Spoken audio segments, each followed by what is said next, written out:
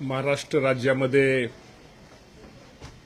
मे एंडपासून मे, जून, जुलै, August आणि September महिन्यामध्ये सर्वात जास्त अतिवृष्टी ही आपल्या सगळ्या राज्यामध्ये झाली आणि त्याचा फटका साधारणतः 33 जिल्ह्यांना त्याचा मोठ्या प्रमाणामध्ये फटका बसलेला आहे। सर्वात जास्त जर विचार करायचा असला तर संपूर्ण मे महिन्यापासून तर सर्वात जास्त त्याचा फटका हा नांदेड जिल्ह्यातील माझ्या शेतकरी बांधवांचं खूप मोठं नुकसान झालं। नांदेड, अहिल्यानगर, बीड, सोलापूर, जालना आणि यवतमाळ, धाराशिव, नाशिक या अशा 33 जिल्ह्यांना खूप मोठा फटका बसला। साधारणतः आजच्या प्राथमिक अंदाजानुसार 1.25 ते 1.5 कोटी एकर क्षेत्र ह्या शेतकऱ्यांचं माझ्या खूप मोठ्या प्रमाणात नुकसान झालेलं आहे। पिकांचं नुकसान झालेलं आहे, फळबागाचं नुकसान झालेलं आहे,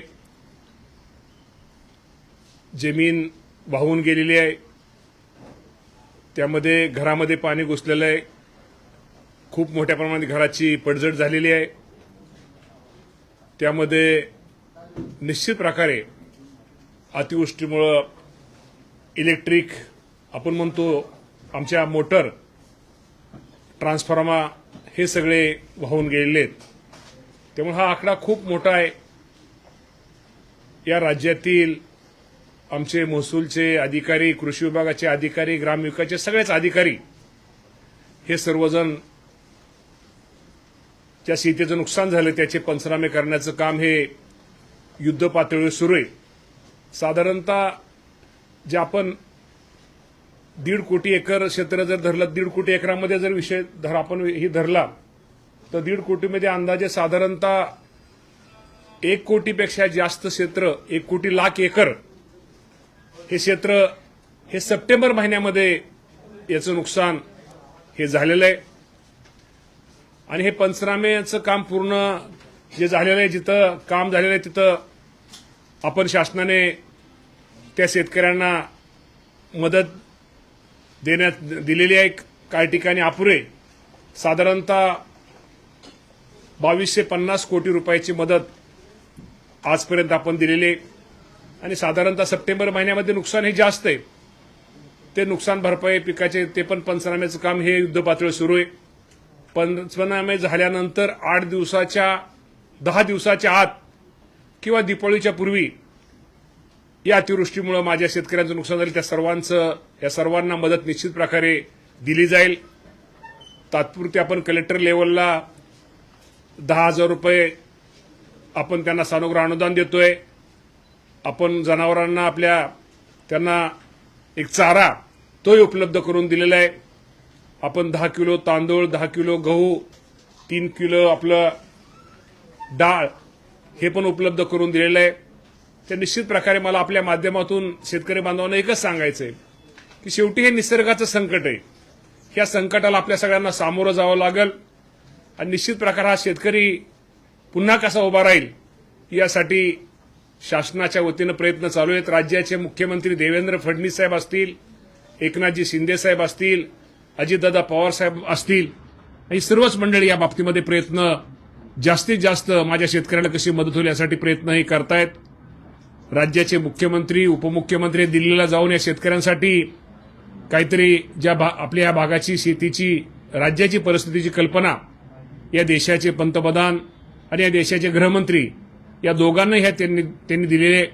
निश्चित प्रकारे येणाऱ्या काळामध्ये संपूर्ण पंचनाम्याचं काम पूर्ण झाल्यानंतर आकडेवारीच्या माध्यमातून त्यांना हे कळवल्यानंतर ते पण दिल्ली आपल्याला केंद्र पण एक चांगल्या प्रकारची भरपाई माझ्या जो अडचणीत सापडलेला जो शेतकरी आहे या शेतकऱ्याला देण्याचा प्रयत्न निश्चित प्रकारे राज्य सरकारच्या माध्यमातून केली जाईल। सरसकट कर्जमाफी हा महत्त्वाचा मुद्दा होता, जो चर्चेला गेला शेतकऱ्यांना अपेक्षित आहे, तो कधीपर्यंत अपेक्षित आहे असं?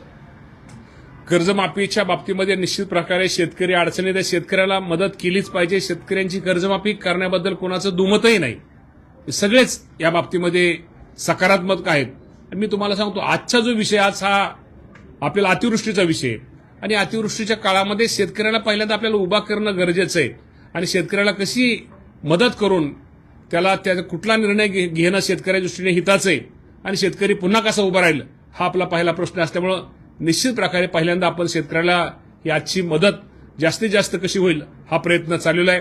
आपण शेतकऱ्यांच्या कर्जमाफीच्या बाबतीमध्ये जो प्रश्न विचारला या बाबतीमध्ये निश्चित येणाऱ्या काळामध्ये राज्याचे मुख्यमंत्री दोन्ही मुख्यमंत्री निश्चित प्रकारे निर्णय घेतील. सध्याच्या निकषानुसार मिळणारी मदत आहे ती अपुरी असल्याचं शेतकऱ्यांचं म्हणणं आहे. तर जे निकष आहेत त्यात काही सुधारणा होणार आहे? 100% शेतकऱ्यांचं काही चुकीचं नाहीये. आजची मिळणारी मदत ही अपुरीच आहे. परंतु मी तुम्हाला मागाही सांगितल्याप्रमाणे मदत जरी अपुरी असली तर शेवटी आता आपल्याला काहीतरी मदत जी आपल्याला मदत परत नंतर केंद्र सरकारची मिळेल किंवा मदत अपुरी म्हणून आपण त्यासाठी थांबायचं नाही. राज्य सरकारनं त्याचं आपलं काम सुरू केलेलं आहे. परंतु निश्चित प्रकारे येणाऱ्या काळामध्ये केंद्राकडे किंवा आपण सुद्धा त्यात काय जे निकष आहे त्या निकषामध्ये बदल करून आजच्या ह्याच्यापेक्षा जास्तीत जास्त मदत ही माझ्या शेतकऱ्यांना केली जाईल. आजच्या कॅबिनेटच्या बैठकीत त्याच्याबद्दल काही चर्चा झाली का? कॅबिनेटमध्ये या बाबतीमध्ये चर्चा झाली. मुख्यमंत्री दोन्ही उपमुख्यमंत्र्यांनी आम्ही मंत्रिमंडळामध्ये कारण का तुम्हाला सर्वांना माहिती गेली 8-10 दिवस या राज्यातले सगळेच मंत्री हे प्रत्येक जिल्ह्यामध्ये फिरतायत, ते बांधावर जात आहेत. शेतकऱ्यांचं दुःख, शेतकऱ्यांचं व्यथा, शेतकऱ्यांचं नुकसान त्याची पाहणी आमच्या सर्वच या मंत्रिमंडळातल्या आमच्या सगळ्या सहकार्याने केलेली आहे आणि प्रत्येकाने त्या भागातला रिपोर्ट, त्या भागातली सगळी वस्तुस्थिती ही राज्याच्या मुख्यमंत्र्यांच्या दोन्ही उपमुख्यमंत्र्यांच्या कानावरती घातलेले. त्यामुळे त्या सर्वांचं एकच मत आहे की निश्चित प्रकारे हा काळ शेतकऱ्यांच्या संकटाचा आहे, अडचणीचा आहे आणि अडचणीच्या काळामध्ये, संकटाच्या काळामध्ये शेतकऱ्यांना मदत केली पाहिजे ही आमची मंत्र्यांची भूमिका, तेच मुख्यमंत्र्यांची आणि दोन्ही उपमुख्यमंत्र्यांची तीच भूमिका आहे. त्यामुळे येणाऱ्या काळामध्ये निश्चित प्रकारे जास्तीत जास्त मदत ही राज्य सरकारच्या वतीने माझ्या शेतकरी बांधवांना केली जाईल. अनेक शेतमजूर सुद्धा अवलंबून आहे. त्या शेतमजुरांसाठी आपण काय मदत करतोय का आणि त्यांच्याकडे जमिनी सरकारी आहे असताना सातबारा नाहीये त्याला कसं आपण निकष? नाही या बाबतीमध्ये पहिल्यांदा आपल्याला आज आपण आपला विषय तो हा शेतकऱ्यांचा विषय आहे. पण पहिल्यांदा शेतकरी आणि शेतकऱ्यांना जर आपण मदत केली, शेतकऱ्यांना जर आपण सहकार्य केलं तर आपोआप काय गोष्टी होतील आणि या बाबतीत आता नवीन काय जसे प्रश्न निर्माण होतील, प्रश्न आमच्यासमोर येतील त्या बाबतीमध्ये शेवटी हे राज्य सरकार हे शेतकऱ्यांच्या हिताचा निर्णय घेणार आहे. शेवटी शेतकऱ्याचं हित साधणारं सरकार असल्यामुळं निश्चित प्रकारे माझ्या शेतकरी बांधवांसाठी योग्य ती आणि जास्तीत जास्त मदत केली जाईल. तुम्ही आता 8 दिवस दौरे केले, सगळ्या मंत्र्यांनी केले, मुख्यमंत्र्यांनी उपमुख्यमंत्र्यांनी केले. मग इतकं सगळं विदारक चित्र मराठवाड्यामध्ये असताना सुद्धा तुम्ही आता पहिल्या टप्प्यामध्ये सरसकट मदत करण्याऐवजी तुम्ही पंचनाम्यांची वाट का पाहताय? नाही पंचनामे आपण देतो ना. कलेक्टर लेव्हलला आपण सूचना दिलेल्या आहेत. कलेक्टर लेव्हलला आपण तिथं तांदूळ, गहू, आपलं परत तुम्हाला सांग तूर डाळ वगैरेचं वाटप सुरू केलेलं आहे. काही ठिकाणी आपण अनुदान आपण त्यामध्ये 10,000, 5,000 रुपये ते पण आपण ताबडतोब देतोय. आपण केंद्र सरकारची वाट पाहत नाही, उलटा आपण केंद्र सरकार वाट न पाहता राज्य सरकारने मदत सुरू केलेली आहे. त्यामुळे आपण ते वाट पाहत नाही, उलटा आपल्याला आपलं एकच आपण वाट ह्याची पाहतोय की आजचे जे नियम आहेत त्याच्यापेक्षा आपल्याला सरकार शेतकऱ्याला ज्यादाची मदत करायची आहे. त्यामुळे आपण ती वाट पाहतोय आणि ज्यादाची मदत तुम्हाला मी आज सांगतो की जी आता लवकरात लवकर केंद्राची आपल्याला आपण मदत मिळेल आणि जास्तीत जास्त आज आपण म्हणतोय की एवढं आपल्याला जे लिमिट आहे त्या लिमिटपेक्षा ज्यादा मदत माझ्या शेतकरी बांधवांना दिली जाईल. तुम्ही जो 2023चा GR आहे ज्याच्यामध्ये 3 हेक्टर ते 2 हेक्टरच्या मर्यादेमध्ये केलं होतं जिरायत शेती, बागायती शेती, फळबागांसाठी, तर ते तुम्ही पुन्हा मर्यादा 100% ह्या बाबतीमध्ये मी तुम्हाला एवढं सांगतो की केंद्र सरकारचं आपल्याला ज्यावेळेस आता आपल्या देशाचे पंतप्रधान आणि आपले गृहमंत्री हे पण शेतकऱ्यांचं हित साधणारे दोन्ही पण असल्यामुळे निश्चित प्रकारे केंद्र सरकारचे आपण ते अपेक्षा शेवटी आपल्याला काही गोष्टी मग त्यांच्याकडून आपल्याला मदत ही मिळणारच आहे. तर ती मदत आपल्याला मिळाल्यानंतर जे आपण निकष किंवा जे आपल्या अटीत त्या बाबतीमध्ये निश्चित प्रकारे ते सोडून शेतकऱ्याला जास्तीत जास्त मदत केली जाईल. केवायसीचे वगैरे 8 सगळी शिथिल केलेली, ती 8 शिथिल केलेली, शेतकरी कुठल्याही मदतीपासून वंचित राहणार नाही ही काळजी राज्य सरकार घेते.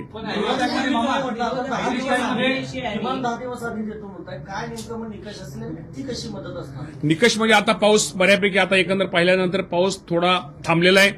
जे आता पंचनाम्याचं काम जे जोरात चालतं थोडं कमी जास्त थोडं त्याचं प्रमाण स्लो होतं आता जास्तीत जास्त आमच्या सगळ्या अधिकाऱ्यांना आम्ही कर्मचारी सूचना दिलेत की ताबडतोब येणाऱ्या 10 दिवसामध्ये सगळे पंचनामे कसे पूर्ण होतील आणि त्यांचे पंचनामे पूर्ण झाल्यानंतर ते पुढच्या 10 दिवसामध्ये किंवा दीपावलीच्या पूर्वी शेतकऱ्याला कशी मदत होईल ही काळजी आम्ही घेतोय. दोन शब्दांचा वापर करतायत. ते एक म्हणतायत की ओला दुष्काळ जाहीर करा आणि सरसकट कर्जमाफी करा. जर शासनानं येत्या काही दिवसात या जर 2 गोष्टी जाहीर केल्या नाही तर आम्ही राज्यात मोठं आंदोलन उभारू असा इशारा दिला. आता कर्जमाफीच्या बाबतीमध्ये तर मी मागाशी उत्तर दिलं, पण आपण ओला दुष्काळाचा आपण विषय घेतला. या माध्यमातून मी राज्यातल्या सर्व शेतकरी बांधवांना एक सूचित करतो की आज मंत्रिमंडळामध्ये या विषयावरती चर्चा झाली आणि या विषयावर चर्चा झाल्यानंतर ज्याप्रमाणे आपल्याला माहिती आहे की आपण दुष्काळ जाहीर करतो आणि दुष्काळ जाहीर केल्यानंतर ज्या दुष्काळाला आपण काय म्हणतो, ज्या सवलती दुष्काळ जाहीर केल्यानंतर ज्या शेतकऱ्याला किंवा ज्या सगळ्या सामान्य नागरिकांना शेतकऱ्याला दुष्काळ असतात, दुष्काळच्या धर्तीवरती ज्या काय सवलती माझ्या शेतकरी बांधवांना दुष्काळी धर्तीवरती सर्व सवलती येणाऱ्या काळामध्ये माझ्या शेतकरी बांधवाला दुष्काळ या धर्तीवरती या बाबतीमध्ये देण्यात येतील. यावेळेस अनेक भागांमध्ये पूर झाला, त्यामुळे काय झालंय सगळ्या शेतीच्या विशेषतः ऊस आणि याच्यामध्ये इकडे पाणी आता मेन आता गाळपाची पण बैठक जी झाली त्यामुळे कारखान्यांना यावेळेस ऊसाचं शॉर्टेज होणार आहे, ग्रामीणावर अर्थव्यवस्थेवर काय परिणाम होणार आहे आणि शुगर जे प्रोडक्शन होणार आहे त्यावर इम्पॅक्ट काय होणार. नाही 100% शेवटी एवढा पाऊस जे असते म्हणल्यानंतर तो फरक पडणारच आहे. त्यामुळे तुम्हाला माहिती आहे की आपण 1 नोव्हेंबर पासून कारखाने सुरू करण्याचा निर्णय हा घेतलेला आहे. आपण किती जरी म्हटलं तर शेतामध्ये ऊसामध्ये अजून पाणी आहे. पाणी असल्यानंतर लगेच ऊस तोडल्यानंतर त्याला रिकव्हरी पण लगेच येणार नाही. त्यामध्ये कारखान्याबरोबर शेतकऱ्याच्या पण तो तोटा आहे. तर निश्चित प्रकारे 1 नोव्हेंबर नंतर सगळे साखर कारखाने चालू करण्याचा निर्णय हा आजच राज्य शासनाने घेतलेला आहे. तुम्ही असं म्हणताय की मदत ज्यावेळी देणार आहे तर ॲग्रीस्टॅकमध्ये ज्या शेतकऱ्यांची नोंदणी आहे त्या शेतकऱ्यांना देणं तुम्हाला सुलभ होईल, त्यांची केवायसी ऑलरेडी पूर्ण झाली. पण ज्या शेतकऱ्यांची नोंदणी झाली म्हणजे आपल्या राज्यामध्ये 1,17,00,000 शेतकरी साधारणतः ॲग्रीस्टॅकमध्ये नोंदणी झाली, त्या खातेदारांची संख्या 1,72,00,000. तर मग उरलेले जे शेतकरी आहेत ज्यांची नोंदणी झालेली नाही तर त्या शेतकऱ्यांची केवायसी पूर्ण करणार आहे, कशी करणार आहे आणि त्याच्या संदर्भात काय आपल्याला मला वाटतं 2 ह्याच्यामध्ये नमो शेतकरी ह्याच्यामध्ये सुद्धा काय आपले शेतकरी आहेत किंवा या दोन्ही ह्याच्यामध्ये ॲग्रीस्टॅकमध्ये दोन्ही शेतकरी आहेत. मी तुम्हाला एवढंच सांगतो की या मदतीपासून एकही शेतकरी वंचित राहणार नाही. 2019ला ओल्या दुष्काळाची स्थिती आपल्या महाराष्ट्रामध्ये निर्माण झाली.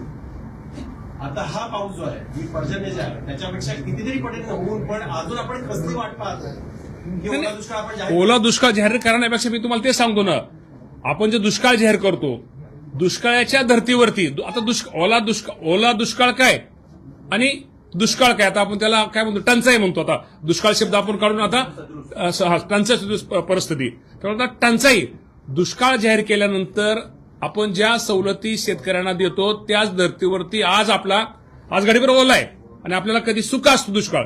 सुक्या दुष्काळाच्या वेळेस आपण ज्या सवलती माझ्या शेतकरी बांधवाला देतो तसंच आज ओला म्हणजे ह्याच्यावरतीच दुष्काळ ह्याच्या खाली आपण ओला म्हणण्यापेक्षा दुष्काळाच्या ह्याच्याखाली ज्या आपण सवलती शेतकऱ्याला देणं गरजेचं आहे त्या बाबतीत त्या सवलती शेतकऱ्याला आम्ही देणार आहोत.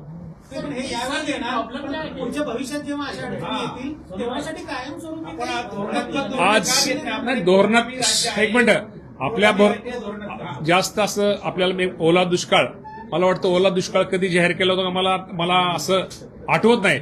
मला एक समजत नाही ओला दुष्काळ काय किंवा दुष्काळ काय. ओला दुष्काळ पडला तर आपण त्या सवलत देणार, कर्जाची वसुली असेल ते थांबवतो, परत मला वाटतं अजून शैक्षणिक फी हे सगळ्याच गोष्टी ज्या दुष्काळाच्या धर्तीवर दुष्काळाच्या संज्ञेखाली ज्या ज्या गोष्टी येतात त्या गोष्टी आज राज्याचे मुख्यमंत्र्यांनी निर्णय घेतलेला आहे. दुष्काळाच्या धर्तीवरती सगळ्या त्याप्रमाणे त्या ह्याच्यावरती ह्या सगळ्या गोष्टी शेतकरी आजपासून लागू होतील. मामा आपला एक प्रॉब्लेम असा आहे की तुम्ही हे सगळं द्याल पण केंद्र सरकारच्या संज्ञेमध्ये दुष्काळ नसल्यामुळे त्यांच्याकडून अपेक्षित असलेली मदत मिळू शकत नाही. आपण हा निर्णय का घेतलाय जर केंद्र सरकारकडून केली अतिरिक्त मदत जर आपल्याला जर मिळालं तर काही प्रॉब्लेम आहे का? सरकार का निर्णय नाही म्हणूनच मी तुम्हाला म्हणलं की ओला दुष्काळ हे मला वाटतं कधी या राज्याने कधीच मला वाटतं घेतलेलं नाही. दुष्काळ या नावाखाली जर आपण ह्या गोष्टी जर घेतल्या दुष्काळ नावाखाली जर आपण जरी समजा, माझं म्हणणं आहे कुठल्या योजना किंवा कुठलं काय जाहीर केल्यानंतर ज्या ह्याच्यामधनं माझ्या शेतकऱ्याचं हित साधल, शेतकऱ्याच्या दृष्टिकोनातून जे तिला अडचणीच्या काळामध्ये शेतकऱ्याला मदत होईल तो आपण निर्णय घेतोय. शेवटी दुष्काळ काय आणि ओला दुष्काळ म्हणलं काय आणि दुष्काळ काय, म्हणजे दुष्काळ जरी झाला तर ती ओला दुष्काळाच्या संज्ञेखालीच ती शेतकऱ्याला मदत केली जाईल. एक शेवटचा आमचा मराठीवर पीक विम्याचे यावर्षी 3 ट्रिगर बदलले आहेत. आता पीक कापणी प्रयोगावर पीक विमा मिळणार आहे. यावर्षी सारखी परिस्थिती कधीच नव्हती तेव्हापासून पीक विमामध्ये तर अशा परिस्थितीमध्ये पीक विम्याचे ट्रिगर बदलले आहेत. पीक विमा कंपन्यांना याचा फायदा होईल का? दुसरी गोष्ट अशी आहे की जर पीक कापणी प्रयोगावर जर तुम्ही उंबरठा उत्पादन निकष धरून जर भरपाई देणार आहात तर त्याची नेमके उंबरठा उत्पादन ग्राह्य धरणार का? कारण आता पीकच उपलब्ध नाही तर ते पीक कापणी प्रयोग कसा होईल? या बाबतीमध्ये निश्चित प्रकारे तुमचं म्हणणं बरोबर आहे. या बाबतीमध्ये आता पीक सगळं गेलेलं आहे, नाही आता ते कापणीचा सुद्धा विषय येणार नाही. या बाबतीमध्ये पीक सगळं वाया गेलं असल्यामुळं ह्याचा विचार न करता ताबडतोब 100% त्या बाबतीमध्ये नुकसान शेतकऱ्याला कसं मिळेल. आता ते कधी पीक संपल म्हणण्यापेक्षा पीकच शेतामध्ये राहिलेलं नाही, त्यामुळे या बाबतीमध्ये निश्चित प्रकारे आपण त्याला शेतकऱ्याला मदत करणार आहे. त्या संज्ञेखाली ते शेतकरी सगळे पीक विमा बसतील सगळे. उसाचा काळा हंगाम यंदा लांबू शकतो. 1 तारखेला 1 नोव्हेंबरला 1 नोव्हेंबर मुख्यमंत्र्यांनी बैठक आज मी बैठकीला होतो कृषी मंत्री म्हणून, मी पण त्या कमिटीमध्ये आहे. तर मुख्यमंत्र्यांनी साधारणतः 1 नोव्हेंबरला आपण गळीत हंगाम जो पूर्वी गेल्या वर्षी 15 ऑक्टोबरला होता त्याच्याऐवजी 1 नोव्हेंबरला आपण तो हंगाम सुरू करतो, कारण का उसामध्ये आज पाणीच आहे शेतामध्ये. एक परत स्पष्ट करा त्या पीक विमा संदर्भामध्ये ही सगळं नुकसान झालेलं आहे, पीक विमा येतं का आणि जर येत असेल त्यांना कशी मदत? ह्या बाबतीमध्ये पीक विम्याच्या बाबतीमध्ये तुम्हाला एवढंच सांगतो, आता शेवटी ज्या शेतकऱ्याच्या शेतामध्ये पीक राहिलेलं नाही तो कापणीच्या मध्ये यायचा विषयच येत नाही, कारण आपण त्याप्रमाणे तशा सूचना ह्या खाली दिलेल्या आहेत. त्यामुळे त्या सर्वांना जास्तीत जास्त त्या सर्वांना भरपाई मिळेल हा आमचा निश्चित प्रकारे प्रयत्न आहे. हे साधारणतः नुकसान भरपाई कधी मिळेल? म्हणजे साधारणतः आता पीकच नाही आहे तर त्याच्या कापणी प्रयोगासाठी 1 महिना वाट पाहायची आता वाट पाहायची गरजच नाही. त्या बाबतीमध्ये आपण लगेच त्याला भरपाईसाठी ही करतोय. कंपन्यांना तशा काही सूचना देत का आपण? आता देतो ना आज सूचना, आजच निर्णय झालेला असतो, पण आपण ह्यांना खाली सांगितलेलं आहे की आपण त्याप्रमाणे सांगितलेलं आहे. तर सूचना आता पिकच शिल्लक राहील त्यामुळे पीक कापण्याचा विषयच कुठे येतो आता. मामा किमान 6 महिने शेतीमध्ये काहीच पीक घेता येणार नाही. यापुढे 6 महिने शेतकऱ्याच्या जगण्याच्या काही सरकार काही नियोजन करत आहे का? कसं जगू, काय करावं? सरकार हे शेतकऱ्यांचे काम करणारे मंत्री हे शेतकरी पुत्रच आहेत, शेतकऱ्याचीच मुलं आहेत. त्यामुळे जे माझ्या शेतकऱ्यांसाठी जे चांगलं करणं गरजेचं आहे किंवा जे शेतकऱ्यांचं हिताचं आहे त्याप्रमाणे सरकार निर्णय घेईल.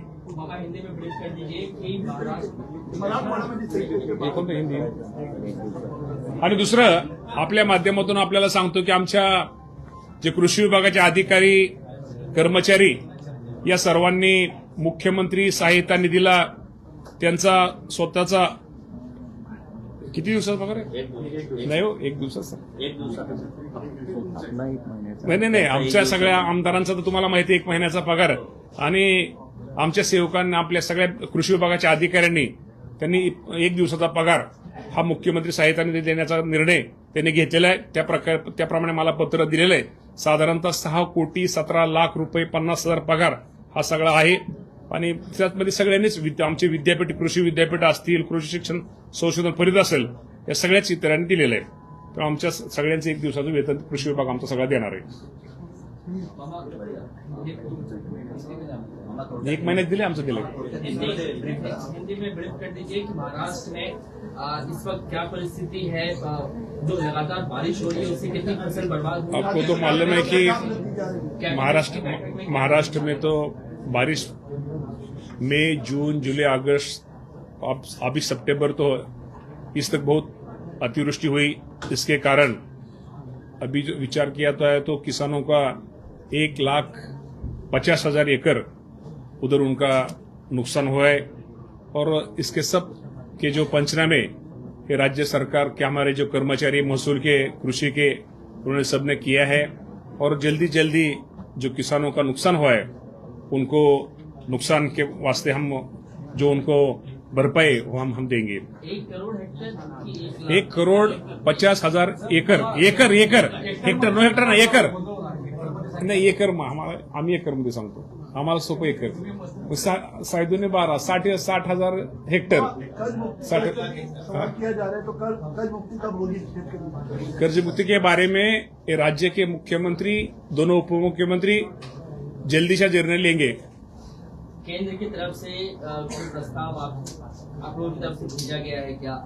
केंद्र से क्या बात? केंद्र से राज्य के मुख्यमंत्री, उप मुख्यमंत्री वो दिल्ली में गए थे, वो प्रधानमंत्री मोदी साहब से मिले, अमित शाह साहब से मिले, और उन्होंने जो महाराष्ट्र में अभी जो अतिवृष्टि हुए इनके बारे में उनको सब बताया, और इनके बारे में जल्दी वो दोनों महाराष्ट्र में किसानों के लिए अच्छे से अच्छी मदद, ज्यादा से ज्यादा मदद करेंगे। कौन कौन से जिले हैं जो सबसे ज्यादा प्रभावित हैं? अभी सबसे ज्यादा जो है जिला है जो पीड़ित है उसमें नांदेड़, अहिल्यानगर, बीड, सोलापुर, जालना, यवतमाळ, धाराशिव, नाशिक, इसे 33 जिल्हे वो पीडित आहे।